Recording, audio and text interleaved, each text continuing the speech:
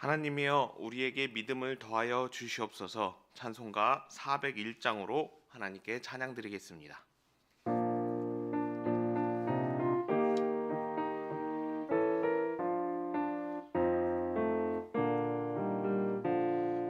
주의 곁에 있을 때 마음이 든든하오니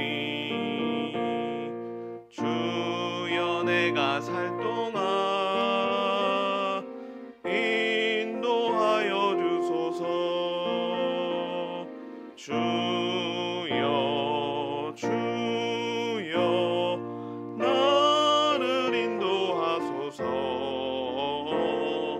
빠른 세상 살 동안 주여 인도하소서. 피난처인 예수여 세상 물결엄할 때 크신 은혜 베푸사 나를 숨겨주소서. 주여 주여 나를 인도하소서. 빠른 세상 살 동안 주여 인도하소서. 세상 풍파 지난 후 영화로운 나라와 눈물 없는 곳으로 들어가게 하소서. 주여 주여 나를 인도하소서. 빠른 세상 살 동안 주여 인도하소서.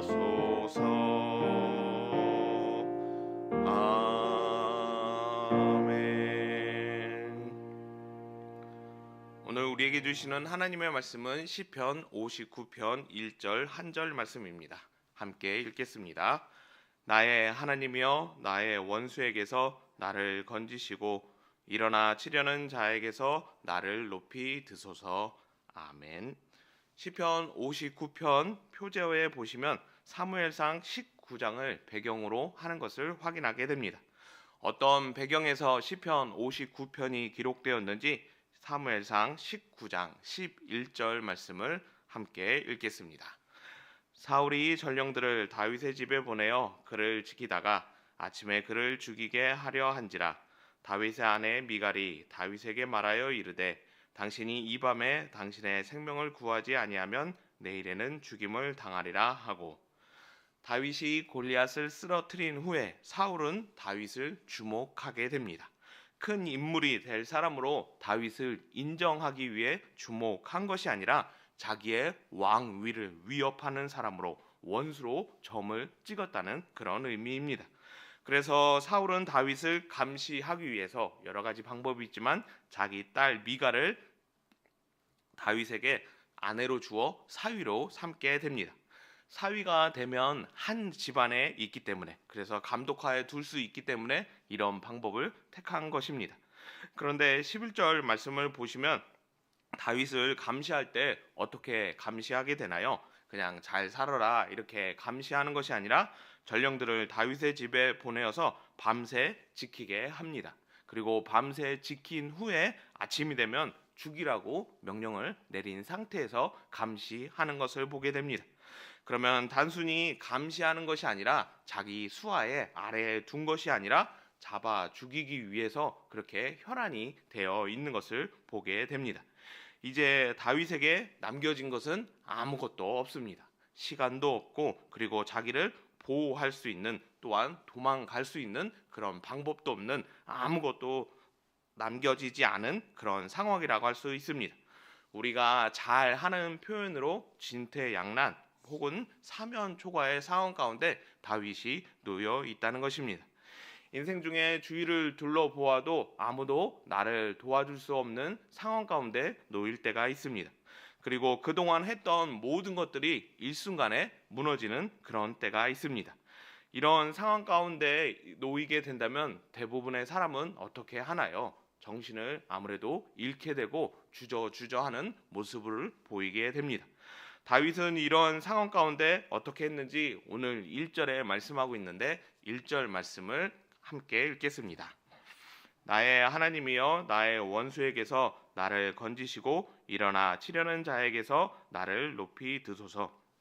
어떻게 보면 정신을 차릴 수 없는 그냥 넋놓고 있게 되는 그런 상황 가운데서 다윗은 어떻게 했느냐? 1절에 읽으셨던 것처럼 나의 하나님이여 나의 원수에게서 나를 건지소서 하고 하나님을 찾고 있는 것을 보게 됩니다. 어쩌할 바를 알지 못하는 주저주저하는 상황 가운데서도 다윗은 분명 내가 현 상황에서 무엇을 해야 하는지 잘 알고 하나님을 찾아 도움을 구하는 그런 모습을 보였다는 것입니다. 다윗이 어떻게 이런 절체절명의 상황 가운데서도 하나님께 도움을 구할 수 있었을까요? 다윗이 목동이었을 때 어린 시절 목자로서 양을 돌보고 있을 때 그는 사자와 곰으로부터 양을 구해냈던 그런 경험이 있습니다. 사자가 양을 잡아 먹는다고 할 때 그 사자로부터 양을 지키기 위해 다윗은 직접 사자와 곰과 싸우게 됩니다. 단순히 사자와 곰이 강아지처럼 약한 존재가 아닌 맹수인 것을 우리는 잘 알고 있습니다. 사람이 그런 맹수들 앞에 서서 무엇인가를 한다는 것은 정말로 훈련되지 않는다면 평상시에 어떤 긴장의 끈을 놓지 않는 그런 연습이 되어 있지 않는다면 불가능한 일입니다. 다윗은 어린 소녀였지만 그런 상황 가운데서도 분명히 자기가 해야 될 일에 정신을 놓거나 흔들리지 않는 그런 모습으로 잘 훈련된 소년이었습니다. 그래서 장성한 후에도 이런 동일한 상황을 만나게 되었을 때 흔들리지 않는 마음으로 이 상황을 이겨낼 수 있는 하나님을 찾고 구하는 모습으로 나아갈 수 있었던 것입니다. 복음서에는 예수님의 공생의 사역을 기록하고 있습니다. 30세에서 33세까지 예수님이 행하셨던 모든 일들을 기록하고 있습니다. 그 3년의 시간 동안 예수님께서 어떻게 그 많은 일들을 감당하셨을까? 참 대단하시다고 그렇게 말씀할 수밖에 없습니다. 어떻게 예수님은 3년이라는 짧은 시간 동안 그 많은 일들을 감당하셨을까요? 하나님의 아들이니까 당연히 할 수 있다라고 말할 수 있지만 동시에 하나님은 사람의 몸을 입으셨기에 제약을 받을 수밖에 없는 그런 상황입니다. 그럼에도 불구하고 공생의 사역을 잘 감당할 수 있는 비결이 누가복음 2장 46절에 말씀하고 있는데 46절 말씀 함께 읽겠습니다. 사흘 후에 성전에서 만난즉 그가 선생들 중에 앉으사 그들에게 듣기도 하시며 묻기도 하시니. 누가복음 2장에는 예수님의 12살 시절, 유년 시절의 모습을 기록합니다. 유년 시절 예수님은 어떤 모습이었다고 46절에 말씀하나요? 선생들에게, 그러니까 하나님의 말씀을 가르쳐주는 그런 율법사나 선지자들에게 하나님의 말씀에 대해서 랍비들에 대해서 그렇게 말씀을 듣고 질문하는, 배우는 시간을 가졌다고, 어려서부터 하나님의 말씀에 대해서 잘 훈련되어서 공생의 사역을 감당하실 수 있었다라고 그렇게 누가복음 2장은 증거하는 것을 보게 됩니다. 마찬가지로 우리의 삶 가운데 어려움이 있고 힘든 시절이 있습니다. 그런 시절이 있는 것이 분명 힘들고 우리의 마음을 무겁게 하는 것은 사실입니다. 하지만 그때를 잘 이겨내도록 훈련되고 준비한다면 정말로 큰 어려움과 위험이 닥쳐올 때 주저주저하지 않고 우리는 이겨낼 수 있는 길을 찾아가는 승리의 기쁨을 맛볼 수 있다는 것을 또한 기억하게 됩니다. 무엇보다 우리의 자녀 손들이 어려서부터 이런 신앙 훈련에 믿음 훈련이 잘 되어 있다면 그들이 장성한 후에 어떤 상황 가운데 어떤 일을 하든지 염려하거나 두려워하지 않는, 오히려 위기와 어려움 가운데서도 많은 사람들을 옳은 길로 이끌어가는 지도자와 같은 사람으로 쓰임 받을 수 있는 좋은 기회가 될 것입니다. 항상 우리 가운데 있는 여러 가지 일들에 대해서 부정적인 모습으로, 안 좋은 모습으로 바라보는 것이 아니라 긍정적인 모습으로 바라보셨으면 합니다. 그래서 삶 가운데 어려움과 고난이 있다 할지라도 오히려 이것을 잘 감당하여 이겨내는 성도님 되셨으면 합니다. 그래서 어떠한 상황 가운데, 어려운 가운데 있다 할지라도 능히 승리할 수 있는 모든 성도님 되셨으면 합니다. 다윗은 자신의 죽음 상황 가운데 놓여 있을 때, 사면초가 진퇴양난의 상황 가운데서도 정신을 놓지 않고 하나님을 찾는 이 상황을 벗어날 수 있는 그런 방법으로 훈련된 사람이었습니다. 또한 다윗은 여러 가지 방법을 강구할 수 있는 그런 상황 가운데서 여러 가지 방법을 강구하지 않고 전능하신 하나님께 도움을 구한 것을 보게 됩니다. 앞과 뒤와 옆과 좌우가 모두 막혀 있는 상황 가운데도 다윗은 하늘이 열려 있다는 것을 알고 하나님께 도움을 구하는 모습으로 나아갔다는 것입니다. 사도행전 16장 말씀을 보시면 바울과 실라가 전도하다가 감옥에 갇힌 상황 가운데 놓인 것을 보게 됩니다. 그때 그냥 감옥에만 갇혀 있는 것이 아니라 사도행전 16장 24절에 말씀하고 있는데 어떤 상황 가운데 갇혀 있는지 함께 읽겠습니다. 그가 이러한 명령을 받아 그들을 깊은 옥에 가두고 그 발을 착고에 든든히 채웠더니 24절 말씀을 그림으로 준비하였는데 다음 화면에 준비된 그림을 보시면 감옥에 갇혀 있고 손과 발이 묶여 있는, 그러니까 내가 억울한 일을 당했다, 이 감옥에서 벗어나게 해달라, 풀어날 수 있게 해달라고 말할 수 없는, 어떤 조치를 할 수 없는 그런 상황 가운데 놓여 있는 것을 보게 됩니다. 그때 바울과 실라는 어떻게 하나요? 그냥 가만히 있는 것이 아니라 열려져 있는 입을 통해서 하늘에 계신 하나님께 도움을 구하게 됩니다. 하나님, 저희가 전도하다가 억울한 일을 만나 감옥에 갇혔습니다. 감옥에 갇힐 뿐만 아니라 손발이 다 묶인 상황입니다. 다시금 전도할 수 있도록, 복음을 증거할 수 있도록 은혜 베풀어 주시옵소서 하고 하나님께 찬송하며 기도하는 모습으로 나아가게 됩니다. 그때 바울과 실라가 어떻게 되었는지 26절에 말씀하고 있는데 26절 말씀 함께 다음 화면에 있는 26절 말씀 함께 읽겠습니다. 이에 갑자기 큰 지진이 나서 옥토가 움직이고 문이 곧 다 열리며 모든 사람의 매인 것이 다 벗어진지라. 바울과 실라가 막혀 있는 상황 가운데 열려 있는 하늘을 향하여, 하나님을 향하여 구할 때 어떤 일이 벌어졌다라고 말씀하고 있나요? 매인 것이 다 벗어나는, 하나님으로 인해 그 상황을 벗어날 수 있는 은혜를 누리게 되었다라고 말씀합니다. 다윗 또한 그런 상황 가운데 하나님께 도움을 구하고 17절에 말씀하는 상황을 맞이하게 됩니다. 다음 화면에 준비된 17절 말씀 함께 읽겠습니다. 나의 힘이시여 내가 주께 찬송하오리니 하나님은 나의 요새이시며 나를 긍휼히 여기시는 하나님이심이니이다. 이 상황에서 벗어나 하나님은 나의 요새이시라고, 나를 긍휼히 여기시는 하나님이라고 찬송하는 것을 우리가 확인하게 됩니다. 여러 가지 어려움과 환난 가운데 주저하는 상황 가운데도 우리는 주저해야 될 이유가 없습니다. 왜 그런가 하면 하늘이 열려져 있고 하나님께 기도함을 통해, 간구함을 통해 그 상황을 벗어날 수 있는 은혜를 누릴 수 있기 때문입니다. 믿음으로 산다는 것은 여러 면에서 봉사하고 헌신하는 삶을 살아가기에 분명 기피하고 싶은 마음이 드는 것이 사실입니다.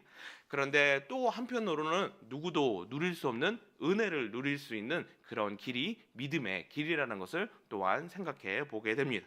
그 은혜가 언제 누리는 은혜냐? 정말로 주저하고 절망 가운데 있을 때 다시 일어날 수 있는 은혜를 누리기에 믿음으로 산다는 것은 참으로 감사한 일이라는 것을 오늘 말씀을 통해 기억하게 됩니다. 우리에게 허락하신 삶을 쉽게 포기하지 않는 성도님 되셨으면 합니다. 그리고 현재가 끝이 아니라는 것을 또한 기억하는 성도님 되셨으면 합니다.